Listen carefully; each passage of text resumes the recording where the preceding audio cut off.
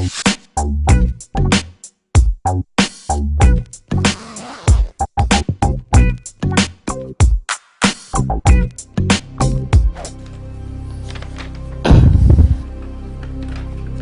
bien là, il n'y a pas de question. Ah si! Bois, métal, plastique, faut-il choisir? Bois, métal, plastique, faut-il choisir? Choisir, non, on ne peut pas choisir. Pourquoi choisirait-on? Chaque matériau a ses utilisations propres. Chaque période a un matériau marqueur. Pendant des millénaires, ça a été le bois parce qu'il n'y avait que ça.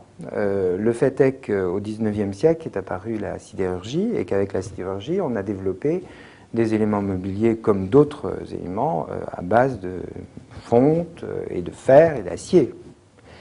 Et puis, depuis l'après-guerre, c'est la génération plastique. Tous ces matériaux aujourd'hui ont leur intérêt, aussi bien dans la vie de tous les jours que dans l'ameublement. Et le mariage de ces matériaux, c'est là où il y a un certain challenge, c'est-à-dire essayer de marier ces matériaux très différents pour en faire des meubles.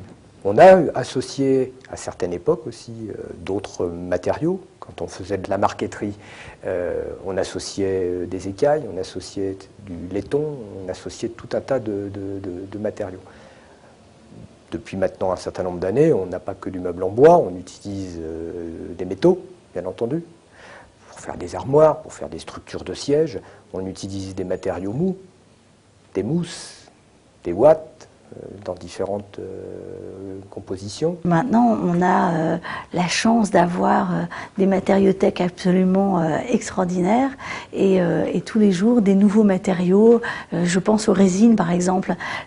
Tous les matériaux résines étaient des produits qui n'existaient pas. À ce jour, les plans de travail sont faits avec des formes extraordinaires grâce à ces nouveaux matériaux.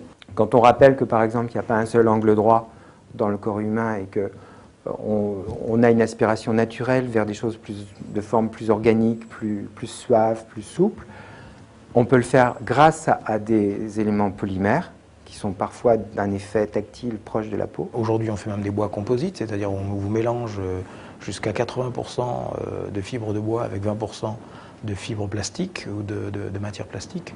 Donc ça vous fait d'un bois composite, donc c'est un nouveau matériau. Ce qui va nous donner une matière à fort pourcentage de bois, mais que l'on va travailler comme une matière plastique. C'est aussi des supports de communication superbes. On peut communiquer sur le meuble en venant, grâce à l'impression numérique, apposer des photos, des textes sur tous les supports. Il existe beaucoup de matériaux qui ne sont pas forcément utilisés, qui ne sont pas forcément connus par le monde de l'ameublement, qui sont utilisés par d'autres secteurs, le transport, le sport, l'habillement, la maroquinerie, et tous ces matériaux, toutes ces technologies pourraient être transférées et utilisées dans le secteur de l'ameublement. Je pense que la vérité, elle est dans l'équilibre et les dosages d'utilisation de ces matériaux, pas se dire je fais du tout bois, je fais du tout plastique, je fais du tout acier. Et on le voit bien comment ça se passe aujourd'hui, on est dans cette espèce de combinatoire entre matériaux, entre genres, c'est vraiment un facteur de l'époque.